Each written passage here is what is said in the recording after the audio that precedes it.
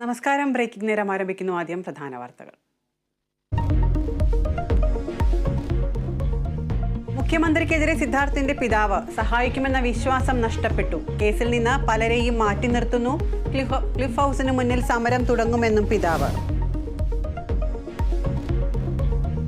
Pathanamthitta CPIM ജില്ലാ നേതൃയോഗത്തിലെ കയ്യാങ്കളിയിൽ കടുത്ത നടപടിക്ക് സംസ്ഥാന നേതൃത്വം. അസാധാരണ സംഭവമെന്ന വിലയിരുത്തൽ. ജില്ലാ സെക്രട്ടേറിയറ്റ് അംഗങ്ങൾ ഏറ്റുമുട്ടിയത് തെരഞ്ഞെടുപ്പ് പ്രവർത്തനത്തെ ചൊല്ലി. കാളികാവിലെ കുഞ്ഞിന്റെ കൊലപാതകത്തിൽ പിതാവിനെതിരെ കൊലപാതക കുറ്റം ചുമത്തി.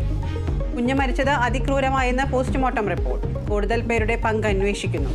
ഫൈസ് ഭാര്യയെയും മർദ്ദിക്കാറുണ്ടെന്ന് ബന്ധുക്കൾ. സംസ്ഥാനത്ത് പ്രചാരണം കൊഴുപ്പിക്കാൻ NDA. കെ സുരേന്ദ്രൻ ഇന്ന് വയനാട്ടിൽ. കൽപ്പറ്റയിൽ റോഡ് ഷോ, കൊല്ലത്ത് റോഡ് ഷോയുമായി കൃഷ്ണകുമാർ.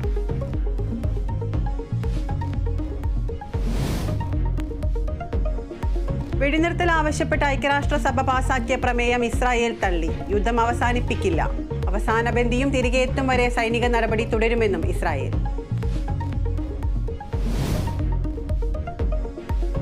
IPL-ൽ ബംഗളൂരുവിന് ആദ്യ ജയം. പഞ്ചാബിനെ 4 വിക്കറ്റിന് തോൽപ്പിച്ചു. കോഹ്ലിക്ക് അർദ്ധ സെഞ്ചുറി. ചെന്നൈ ഇന്ന് ഗുജറാത്തിനെ നേരിടും.